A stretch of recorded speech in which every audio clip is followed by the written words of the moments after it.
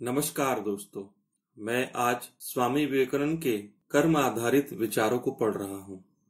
कर्म और उसका रहस्य। 4 जनवरी सन 1900 ईस्वी को लॉस एंजलिस कैलिफोर्निया में दिया हुआ भाषण। अपने जीवन में मैंने जो श्रेष्ठतम पाठ पढ़े हैं उनमें एक यह है कि किसी भी कार्य के साधनों के विषय में उतना ही सावधान रहना चाहिए जितना कि उसके साध्य के विषय में।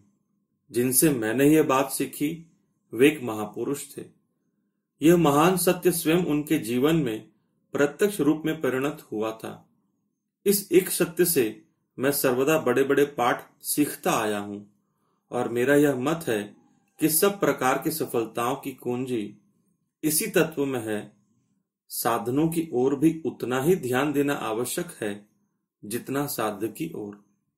हमारे जीवन में एक बड़ा दोष यह है कि हम आदर्श से ही इतना अधिक आकृष्ट रहते हैं, लक्ष्य हमारे लिए इतना अधिक आकर्षक होता है, ऐसा मोहक होता है और हमारे मानस क्षितिज पर इतना विशाल बन जाता है कि बारीकियां हमारी दृष्टि से ओझल हो जाती है। लेकिन अभी असफलता मिलने पर हम यदि बारीकी से उसकी छानबीन करें तो 99% यही पाएंगे कि उसका कारण था हमारा साधनों की ओर ध्यान न देना। हमें आवश्यकता है अपने साधनों को पुष्ट करने की और उन्हें पूर्ण बनाने की। यदि हमारे साधन बिल्कुल ठीक है तो साध्य की प्राप्ति होगी ही। हम यह भूल जाते हैं कि कारण ही कार्य का जन्मदाता है।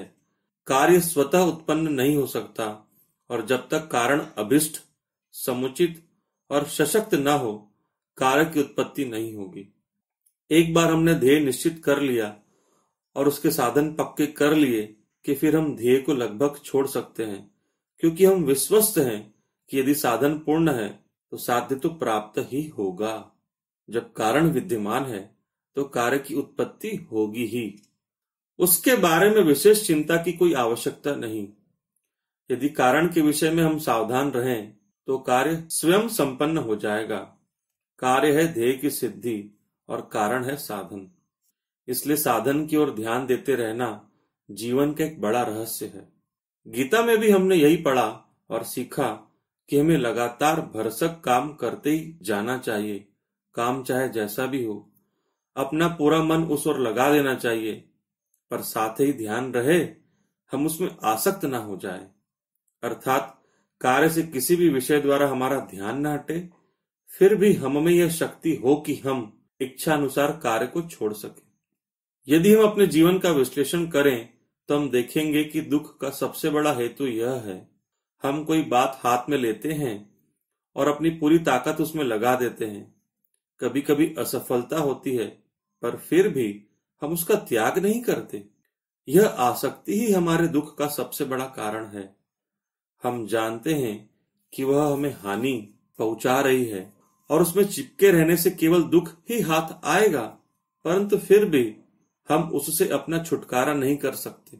मधुमक्खी तो शहद चाटने आई थी, पर उसके पैर चिपक गए उस मधु चषक से और वह छुटकारा नहीं पा सकी। बार बार हम अपनी यही स्थिति अनुभव करते हैं। यही हमारे अस्तित्व का संपूर्ण रहस्य है। हम यहाँ आए थे मधु पीने, पर हम देखते हैं हमारे हाथ पांव उसमें फंस गए हैं।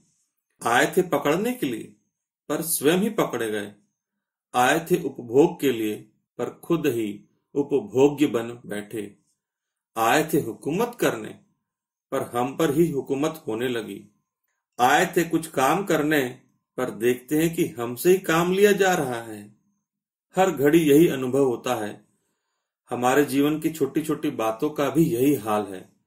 दूसरों के मन हम पर हुकूमत चला रहे हैं और हम सदा यही प्रयत्न कर रहे हैं कि हमारी हुकूमत दूसरों के मनों पर चले। हम जीवन के आनंद का उपभोग करना चाहते हैं, पर वे भोग हमारे प्राणों का ही भक्षण कर जाते हैं। हम प्रकृति से सब कुछ प्राप्त कर लेना चाहते हैं, पर अंततः हम यही देखते हैं कि प्रकृति ने हमारा सर्वस्व हरण कर लिया है। उसने हमें पूरी तौर से चूस कर अलग फेंक दिया है। यदि ऐसा न होता तो जीवन में सब हरा भरा ही होता, पर चिंता नहीं। यद्यपि सफलताएं मिलती है और असफलताएं भी, यद्यपि यहाँ आनंद है और दुख भी, तो भी यह जीवन निरंतर हरा भरा रह सकता है यदि केवल हम बंधन में न पड़ जाएं। दुख का एकमेव कारण यह है कि हम आसक्त हैं, हम बंधते जा रहे हैं। इसलिए गीता में कहा है, निरंतर काम करते रहो पर आसक्त मत हो, बंधन में मत पड़ो।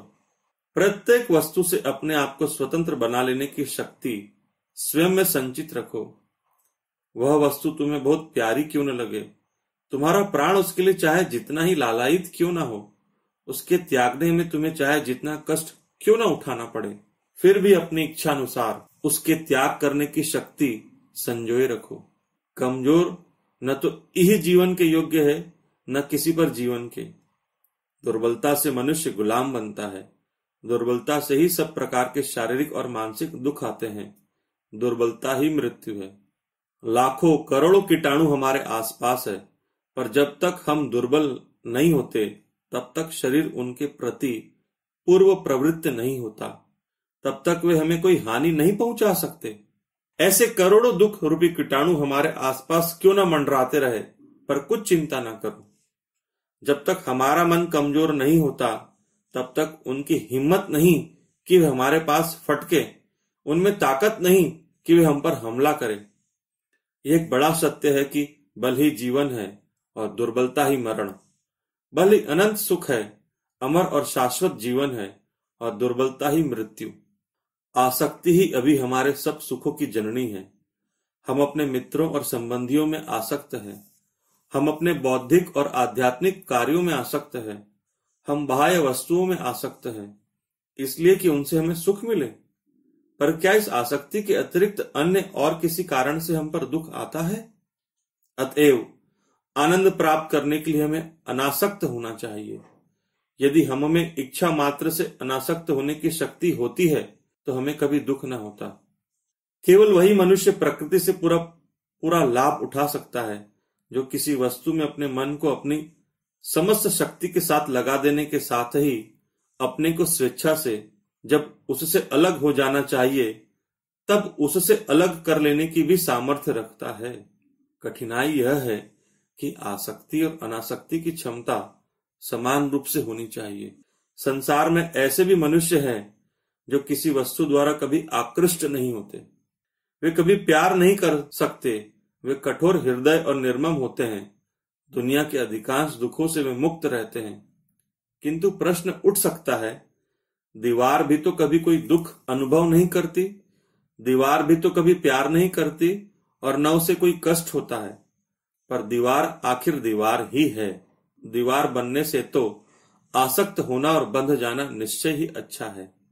अतएव जो मनुष्य कभी प्यार नहीं करता, जो कठोर और पाषाण हृदय है और इसी कारण जीवन के अनेक दुखों से छुटकारा पा जाता है, वह जीवन के अनेक सुखों से भी हाथ धो बैठता है। हम यह नहीं चाहते। यह तो दुर्बलता है, यह तो मृत्यु है। जो कभी दुख नहीं अनुभव करती, जो कभी दुर्बलता नहीं महसूस करती, वह आत्मा भी जागृत है। यह एक निष्ठुर दशा है। हम यह नहीं चाहते। पर साथ ही हम केवल इतना ही नहीं चाहते कि यह प्रेम की अथवा आसक्ति की महान शक्ति, एक ही वस्तु पर सारी लगन लगा देने की ताकत, या दूसरों के लिए अपना सर्वस्व खो बैठने और स्वयं का विनाश तक कर डालने का देव सुलभ गुण हमें उपलब्ध हो जाए, वरन हम देवताओं से भी उच्चतर होना चाहते हैं। सिद्ध पुरुष अपनी संपूर्ण लगन प्रेम की वस्तु पर लगा सकता है और फिर भी अनासक्त रह सकता है। यह कैसे संभव होता है? यह एक दूसरा रहस्य है जो सीखना चाहिए। भिखारी कभी सुखी नहीं होता, उसे केवल भीख ही मिलती है, और वह भी दया और तिरस्कार से युक्त। उसके पीछे कम से कम यह कल्पना तो अवश्य ही होती है कि भिखारी एक निकृष्ट जीव है। जो कुछ वह पाता है उसका सच्चा उपभोग उसे कभी नहीं मिलता। हम सब भिखारी हैं। जो कुछ हम करते हैं उसके बदले में हम कुछ चाह रखते हैं। हम लोग हैं व्यापारी। हम जीवन के व्यापारी हैं, शील के व्यापारी हैं, धर्म के व्यापारी हैं। अफसोस, हम प्यार के भी व्यापारी हैं। यदि तुम व्यापार करने चलो, यदि वह लेन देन का सवाल है, बेचने और मोल लेने का सवाल है, तो तुम्हें क्रय और विक्रय के नियमों का पालन करना होगा। कभी समय अच्छा होता है, कभी बुरा। भाव में चढ़ाव उतार तो रहता है और कभी चोट खा जाने का अनुमान कर सकते हो। व्यापार तो आईने में मुंह देखने के समान है। तुम्हारा प्रतिबिंब उसमें पड़ता है। तुम मुंह बनाओ और आईने में मुंह बन जाता है। तुम हंसो और आईना हंसने लगता है। यह है खरीद और बिक्री, लेन और देन। हम फंस जाते हैं। कैसे? उससे नहीं जिसे हम देते हैं, वरन उससे जिसके पाने की हम अपेक्षा करते हैं। हमारे प्यार के बदले हमें मिलता है दुख, इसलिए नहीं कि हम प्यार करते हैं, वरन इसलिए कि हम बदले में चाहते हैं प्यार। जहां चाह नहीं है वहां दुख भी नहीं है। वासना, चाह, यही दुखों की जननी है। वासनाएं सफलता और असफलता के नियमों से बद्ध है। वासनाओं का परिणाम दुख ही होता है। अतएव सच्चे सुख और यथार्थ सफलता का महान रहस्य यह है कि बदले में कुछ भी न चाहने वाला बिल्कुल निस्वार्थी व्यक्ति ही सबसे अधिक सफल व्यक्ति होता है। यह तो एक विरोधाभास सा है, क्योंकि क्या हम यह नहीं जानते कि जो निस्वार्थ है वे इस जीवन में ठगे जाते हैं, उन्हें चोट पहुंचती है। ऊपरी तौर से देखो तो यह बात सच मालूम होती है। ईसा मसीह निस्वार्थी थे, पर तो भी उन्हें सूली पर चढ़ाया गया, यह सच है। किंतु हम यह भी जानते हैं कि उनकी निस्वार्थपरता एक महान विजय का कारण है, और यह विजय है कोटि कोटि जीवनों पर सच्ची सफलता के वरदान की वर्षा। कुछ भी न मांगो, बदले में कोई चाह न रखो। तुम्हें जो कुछ देना हो दे दो, वह तुम्हारे पास वापस आ जाएगा, लेकिन आज ही उसका विचार मत करो। वह 1000 गुना होकर वापस आएगा, पर तुम अपनी दृष्टि उधर मत रखो। देने की ताकत पैदा करो, दे दो, और बस काम खत्म हो गया। यह बात जान लो कि संपूर्ण जीवन दान स्वरूप है। प्रकृति तुम्हें देने के लिए बाध्य करेगी, इसलिए स्वेच्छा पूर्वक दो। एक न एक दिन तुम्हें दे देना ही पड़ेगा। इस संसार में तुम जोड़ने के लिए आते हो। मुट्ठी बांधकर तुम चाहते हो लेना, लेकिन प्रकृति तुम्हारा गला दबाती है और तुम्हें मुट्ठी खोलने को मजबूर करती है। तुम्हारी इच्छा हो या ना हो, तुम्हें देना ही पड़ेगा। जिस क्षण तुम कहते हो कि मैं नहीं दूंगा, एक घुसा पड़ता है और तुम चोट खा जाते हो। दुनिया में आए हुए प्रत्येक व्यक्ति को अंत में अपना सर्वस्व दे देना होगा। इस नियम के विरुद्ध बरतने का मनुष्य जितना अधिक प्रयत्न करता है, उतना ही अधिक वह दुखी होता है। हमें देने की हिम्मत नहीं। प्रकृति की यह उदात्त मांग पूरी करने के लिए हम तैयार नहीं हैं, और यही है हमारे दुख का कारण। जंगल साफ हो जाते हैं, पर बदले में हमें उष्णता मिलती है। सूर्य समुद्र से पानी लेता है, इसलिए कि वह वर्षा करे। तुम भी लेन देन के यंत्र मात्र हो। तुम इसलिए लेते हो कि तुम दो, बदले में कुछ भी मत मांगो। तुम जितना ही अधिक दोगे, उतना ही अधिक तुम्हें वापस मिलेगा। जितनी ही जल्दी इस कमरे की हवा तुम खाली करोगे, उतनी ही जल्दी यह बाहरी हवा से भर जाएगा। पर यदि तुम सब दरवाजे, खिड़कियां और रंध्र बंद कर लो, तो अंदर की हवा अंदर रहेगी जरूर, किंतु बाहरी हवा कभी अंदर नहीं आएगी, जिससे अंदर की हवा दूषित, गंदी और विषैली बन जाएगी।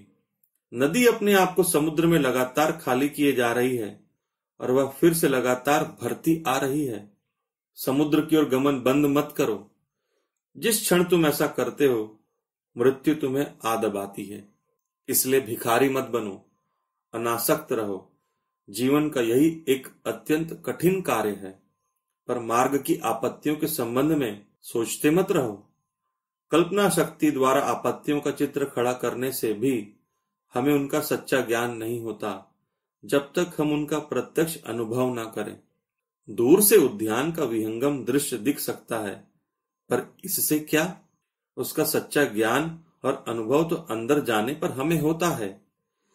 चाहे हमें प्रत्येक कार्य में असफलता मिले, हमारे टुकड़े टुकड़े हो जाएं और खून की धार बहने लगे, फिर भी हमें अपना हृदय थाम कर रखना होगा।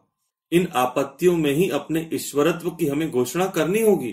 प्रकृति चाहती है कि हम प्रतिक्रिया करें, घूसे के लिए घूसा, झूठ के लिए झूठ और चोट के लिए भरसक चोट लगाए, पर बदले में प्रतिघात न करने के लिए, संतुलन बनाए रखने के लिए तथा अनासक्त होने के लिए परादैवी शक्ति की आवश्यकता होती है।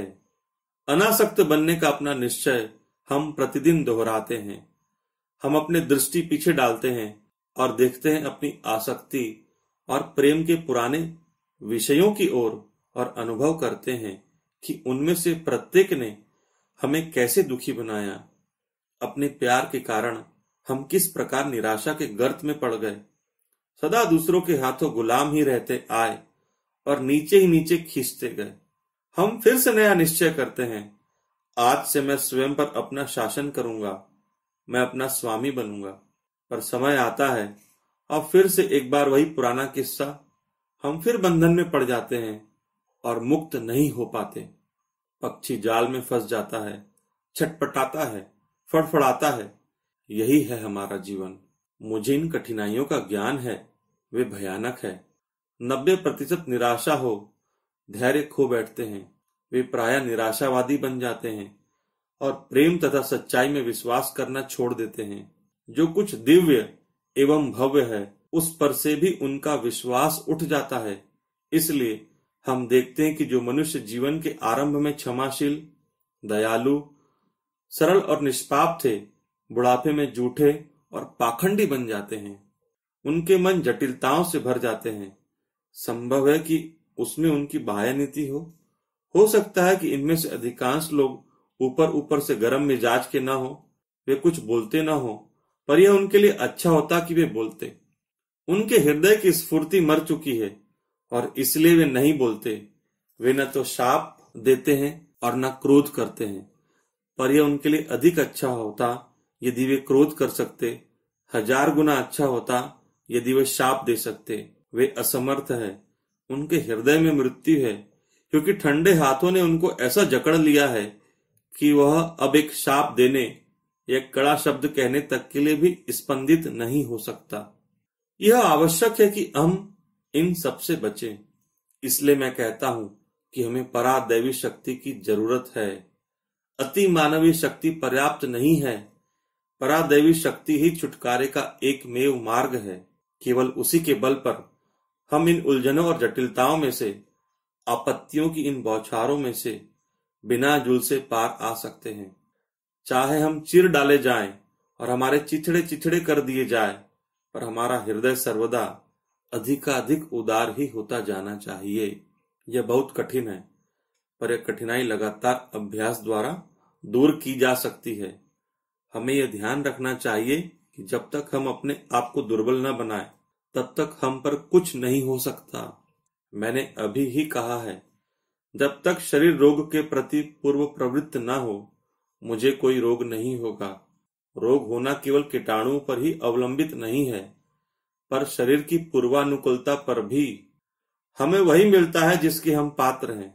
आओ हम अपना अभिमान छोड़ दें और ये समझ लें कि हम पर आई हुई कोई भी आपत्ति ऐसी नहीं है जिसके हम पात्र न थे। फिजूल चोट कभी नहीं पड़ी, ऐसी कोई बुराई नहीं है जो मैंने स्वयं अपने हाथों न बुलाई हो। इसका हमें ज्ञान होना चाहिए। तुम आत्मनिरीक्षण कर देखो तो पाओगे कि ऐसी एक भी चोट तुम्हें नहीं लगी जो स्वयं तुम्हारी ही की न गई हो। आधा काम तुमने किया और आधा बाहरी दुनिया ने, और इस तरह तुम्हें चोट लगी। यह विचार हमें गंभीर बना देगा और साथ ही इस विश्लेषण से आशा की आवाज आएगी, बाह्य जगत पर मेरा नियंत्रण भले ना हो, पर जो मेरे अंदर है, जो मेरे अधिक निकट है, वह मेरा अंतर जगत मेरे अधिकार में है। यदि असफलता के लिए इन दोनों के संयोग की आवश्यकता होती हो, यदि चोट लगने के लिए इन दोनों का इकट्ठे होना जरूरी हो, तो मेरे अधिकार में जो दुनिया है उसे मैं नहीं छोड़ूंगा। फिर देखूंगा कि मुझे चोट कैसे लगती है। यदि मैं स्वयं पर सच्चा प्रभुत्व पा जाऊं तो चोट कभी नहीं लग सकेगी। हम बचपन से ही सर्वदा अपने से बाहर किसी दूसरी वस्तु पर दोष मढ़ने का प्रयत्न किया करते हैं। हम सदा दूसरों के सुधार में तत्पर रहते हैं, पर अपने सुधार में नहीं। यदि हम दुखी होते हैं तो चिल्लाते हैं कि यह तो शैतान की दुनिया है। हम दूसरों को दोष देते हैं और कहते हैं कैसे मोहग्रस्त पागल है। पर यदि हम सचमुच इतने अच्छे हैं तो हम ऐसी दुनिया में भला रहते कैसे हैं? यदि ये शैतान की दुनिया है तो हम भी शैतान ही है, नहीं तो हम यहाँ क्यों रहते। ओह, संसार के लोग कितने स्वार्थी हैं, सच है, पर यदि हम उनसे अच्छे हैं तो फिर हमारा उनसे संबंध कैसे हुआ, जरा यह सोचो तो। जिसके हम पात्र हैं वही हम पाते हैं। जब हम कहते हैं कि दुनिया बुरी है और हम अच्छे, तो यह सरासर झूठ है। ऐसा कभी हो नहीं सकता। यह एक भीषण असत्य है जो हम अपने से कहते हैं। अतएव सीखने का पहला पाठ यह है, निश्चय कर लो कि बाहरी किसी भी वस्तु पर तुम दोष न मढ़ोगे, उसे अभिशाप न दोगे। इसके विपरीत मनुष्य बनो, उठ खड़े हो और दोष स्वयं अपने ऊपर मढ़ो। तुम अनुभव करोगे यह सर्वदा सत्य है। स्वयं अपने को वश में करो। क्या यह लज्जा का विषय नहीं है कि एक बार तो हम अपने मनुष्यत्व की, अपने देवता होने की बड़ी बड़ी बातें करें। हम कहें कि हम सर्वज्ञ हैं, सब कुछ करने में समर्थ हैं, निर्दोष हैं, पापहीन हैं और दुनिया में सबसे निस्वार्थी हैं, और दूसरे ही क्षण एक छोटा सा पत्थर भी हमें चोट पहुंचा दे।